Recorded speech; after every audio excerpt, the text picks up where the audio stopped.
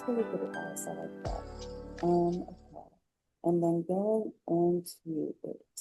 So thinking about like the projects and works that you've done, um, what do you think makes you stand out in your projects and also in business positions that like kind of make you that make sure that you're insured, like you're noticed by the industry, like kind of what is like your special quality that you add to your artworks?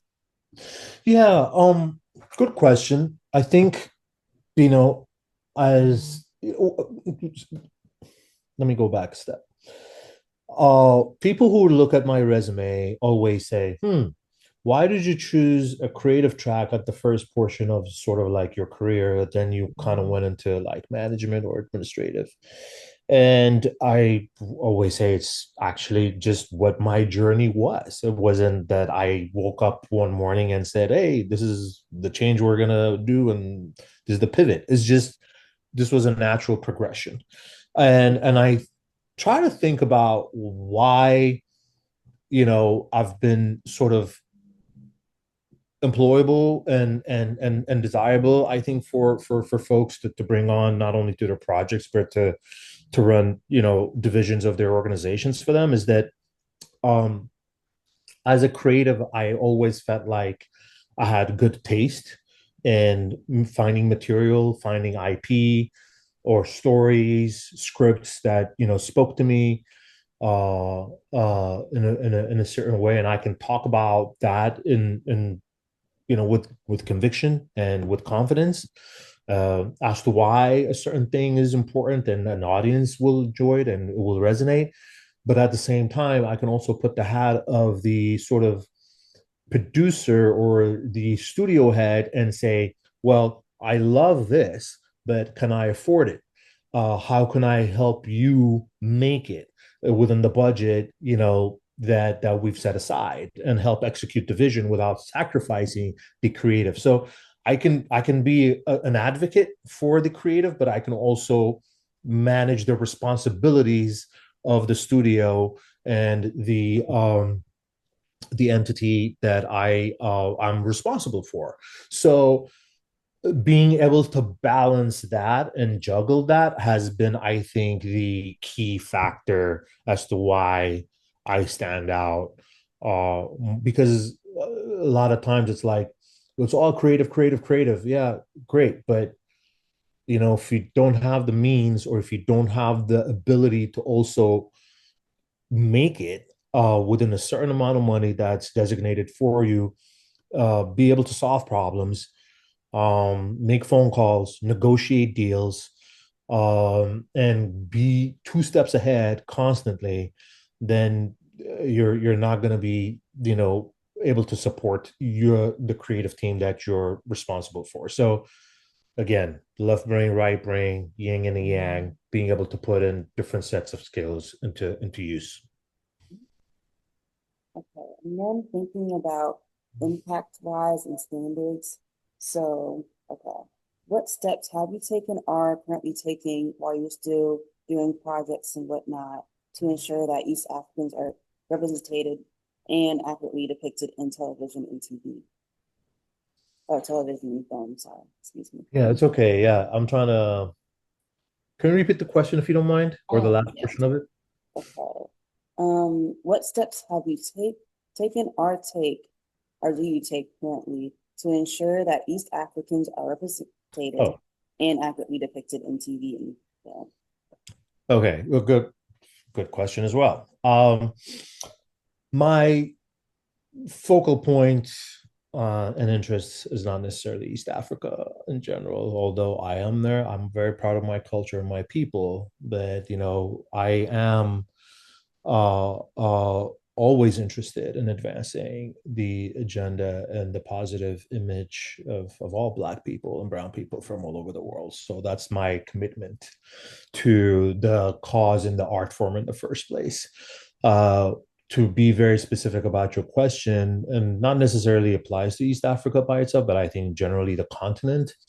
Hollywood hasn't done a very good job of, I think, representing Africa in their sort of films or projects over over the last 40, 50 years, and done justice, to it. There are projects that have come out that actually show you the continent being a place where original ideas thrive, people are loving, there are families, that are working on different things, challenging stuff, love stories, adventures, action, whatever. But what I've always found to be the mistake that I think, particularly in the 60s, pre sort of uh,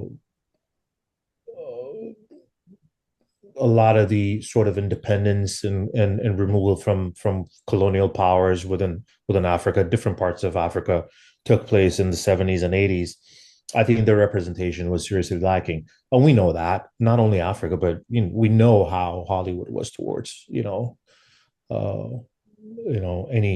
that involved black and brown people. So in the 90s, as you sort of start seeing filmmakers traveling to the continent and capturing different aspects of the continent, now, people being able to travel there, seeing things for themselves, and being able to sort of tell stories from different points of view, it becomes a game changer.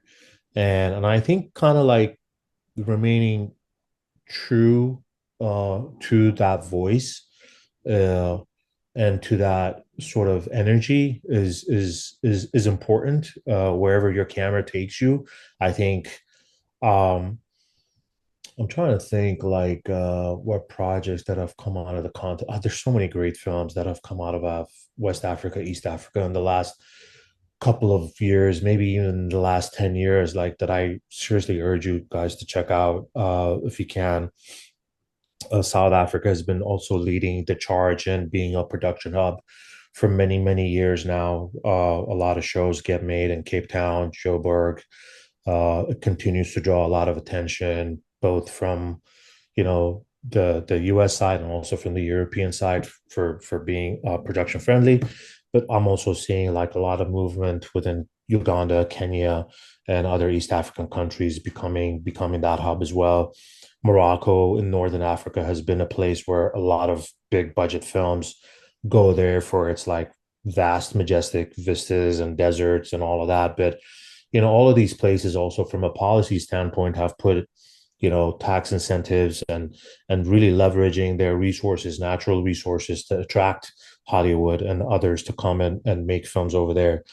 Um, and I think, my responsibility again is being true and authentic to every story that I want to tell.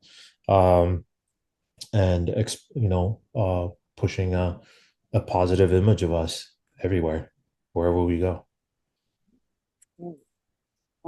So my last question that I have for you today Yeah. is, what are your future plans? What do you see yourself in the future doing? What do you think you're going to create in the future?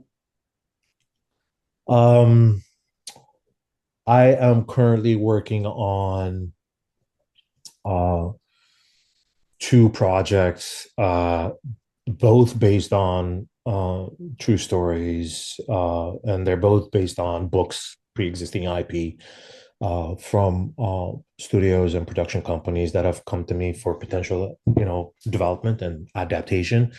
And I love sports, and I think for the last 5, 6 years, ever since, particularly in the documentary space, which is what I did at Falcon, which is mostly sports content. Um, you've seen the uh, sort of interest of different types of sort of stories, on the court, off the court. I think sports is always such a great metaphor to life. Um, and Netflix has like some really great series, documentaries you can go check out, um, that always inspired me to find like the next great like story, particularly in the sports space that we can tell. So I'm always pushing for that. There's a film that I've been making for the last 4 years. It's called Sincerely Los Angeles. It's hopefully going to come out very soon. We're still editing it, believe it or not. But during COVID or post COVID, right after Kobe Bryant passed away, all of these amazing murals started popping up all over Los Angeles that were being made by graffiti artists, and these murals became sort of like a central attraction to the city, where people would just go out and just look at them, because one day the walls would be bare, the next morning like this amazing mural of Kobe and Gigi would pop up, and this director started documenting this journey of these artists bringing their cans and whatnot and paint and just erecting these murals up. And I was like, okay, there's a film here, there's a movie here. Well, why are these people doing this? And Kobe meant so much to Los Angeles, and I think the relationship between Los Angeles and Kobe was just as inspirational as well. So we developed the concept of being able to tell his story from the fans of an LA and what he meant for LA. So it's a very sort of LA specific kind of movie, but we brought in a lot of interviews, of LA legends, whether they're in business, entrepreneurship, music, movies, culture, designers, whatever. And it has a bunch of great Angelinos featured in it, names you're going to recognize very easily. But we're working on putting that together. So I'm super excited for the world to see that hopefully soon. But look out for it. It's an amazing film. So I'm so excited for those future projects. And thank you so much for taking time to, I don't know, for this interview and just taking time out of the day to do this. Thank you so much. for sure, yeah. I kind of want to leave you with a line if you have time. Okay. Um, uh, just be dedicated, all of you, to your craft, because the craft and your dedication and your passion for it is really what's going to set you apart from everybody else. And I think the more you immerse yourself into not just what you are super interested in right now in this sort of the micro sense, but understanding where the art form comes from and its transformation over the past sort of decades, this past century, actually. I would go as far back to study the masters as much as you can in various genres, and really just be dedicated to like read scripts, watch films, go to the theater. Like, honestly, just I make it a point to see if there's a movie that I really want to check out. I go Friday afternoon or Friday evening to the theater, because there's no better place to experience, filmmaking and the art form as that is going to be as good as that.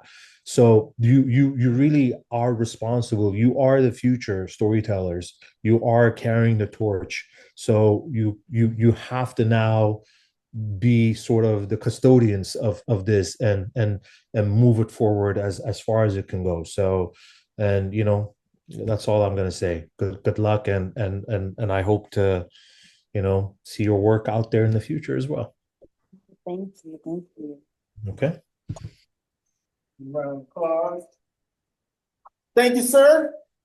Oh, it's a pleasure. Thank you so much for having me. You know, it's I love having these conversations, because it also kind of, just feeds my own energy and my system as well. So I thank you for making time and giving me the platform.